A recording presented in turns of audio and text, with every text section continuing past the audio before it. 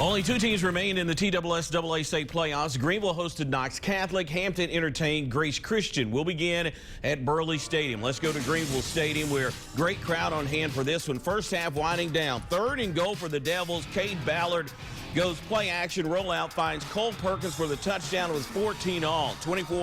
21-14 Catholic now in the 3rd. And how about Desmond Dabbs? Breaks the tackle at the line, lays one juke, downhill, puts on another one, and walks into the end zone. 41 yards for the touchdown. That ties it up again. 2 plays into the 4th quarter now. Still 21 all. Amari Rogers, son of T. Martin, the former Ball, takes a handoff. He breaks a couple of tackles and bowls into the end zone. It was 28-21 Irish. After Catholic fumbled at the Greeneville 4-yard line, it was Chase Kirchen making the big play. He intercepts Ballard at the 8-yard line. They'd score 2 plays later. Greeneville's season came to an end in the quarterfinals tonight, 35-21. So proud of them. Just gutsy, tough kids. You know, I'm very, very proud of them. You know, we all put in everything we had, just didn't have enough tonight. Hampton looking to secure a spot in the state semifinals, facing Grace Christian Academy tonight. After getting a safety, the Bulldogs score in their first play from scrimmage. Quarterback Kobe Jones goes 36 yards for the score. Untouched, it was 9-0 less than 2 minutes in. Bulldogs offense never let up tonight. Jerry Lunsford takes it in from 6 yards out in the 2nd quarter. Hampton led at 29-14. Bulldogs poured it on in the 2nd. Lunsford goes in from 3 yards out for one of his 4 touchdown runs on the night. 42-21 lead in the 3rd quarter. The other part of the three-headed monster, Adam McClain, puts this one on ice for the Bulldogs, scoring from 6 yards out to give Hampton a 48-21 lead early in the 3rd quarter. They would cruise from there to win 61-21 to go 13-0 on the season. We just come out here and played our hearts out. We executed our plan, and the line on the fullbacks blocked amazing tonight. Our offense is efficient, but, you know, I didn't think it would be like this.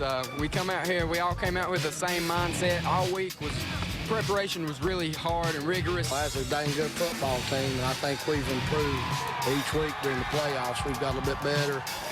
I'm just, you know, I'm ecstatic. Our kids just kept fighting and fighting and fighting, and we've got stronger. We know how to play harder, and we know how to play each play as tough as we can. We'll need that. How exciting is to be moving on to the semifinals? That's great. That's great. That's where you want to go. All right, let's head to Southwest Virginia. Union at home against Graham. 14-7 Bears, G-men. Jamoria Cousins on the handoff. He'll pour it into the end zone with a little help from behind. It was 14-all. Bears strike back. Bryce Spears connects with James Mitchell. Mitchell stiff arm down the sideline. He goes tiptoeing into the end zone. A few plays later, Spears throws the lob pass into the end zone, connects with Mitchell for the touchdown. It was 21-14 Bears. G-men have an answer. Roman Workman will throw it deep, hits Daquan Booker. Booker will fight his way into the end zone. That would make the score 21-all on the pursuing kickoff. Mitchell with the return. He will return it deep in the Graham territory before getting knocked out of bounds right here at midfield. A little bit later on, Devin Summers will get the handoff. He's going to pour it into the end zone to stretch the lead to 28-21. And it looks like this. Union went on to win by the final 49-21. Rural retreat in Norton to face J.I. Burton tonight. Raiders' Matthew Branham on the handoff. He'll pour his way down for a first down inside Indian territory. A few plays later, Branham again. This time will power it into the end zone for the touchdown. 2-point conversion was good, and Burton led this contest 8-0. 2nd quarter, Branham this time on the end around. Makes a move, gives the stiff arm, dives into your living room for the touchdown. And that stepped it up at the 3-yard line. They stepped it off at the 3-yard line. Next play, Trey Adams connects with Jacob Branham on a nice pitch and catch. Touchdown, Burton. They led 14-0. Indians have a 4th and goal at the 3. Jarrett Richardson on the carry, but he is stopped by the Raiders defense. And J.I. Burton went on to win tonight by the final of 28-6. Radford taking on Honaker. Marcus Finley hooks up with Dante Billings for 19 yards and a first down in the Tiger territory.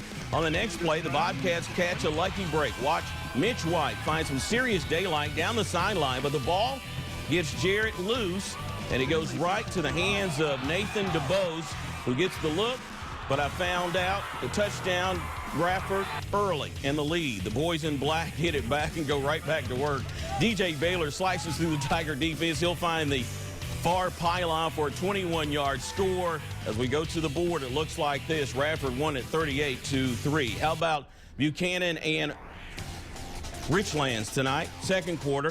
First quarter, John Luke Ashbury finds Scott Hall for the 40-yard touchdown. Richlands led this contest 7-0. Still in the second quarter, Blue Tornadoes down by 14. Luke finds Scotty Hall in the end zone for a touchdown. Richlands would go on to win this game tonight. High-scoring game by the final of 35-20. All right, let's talk about Abingdon and Northside. Or we're going to the concession stand. Is that Abingdon and Northside, or is that Abingdon on the road, Northside tonight? Big game also for Abingdon. Of course, Sturgill and company looking good against Northside. They're going to move on in the playoffs. They went on to win by the final 28-21. The concession stand was a busy place tonight in Galax. The defense made the first big play. Check out Caleb Sperlin come up with the fumble recovery on the strip, and that put the Tide in business in Hurley territory. Harris did most of the damage for the Tide offense. Here he breaks off a hard-earned run for a first down, breaking tackles to move the chains, and Galax went on to beat Hurley by the final of 28-12. Quickly, we talk about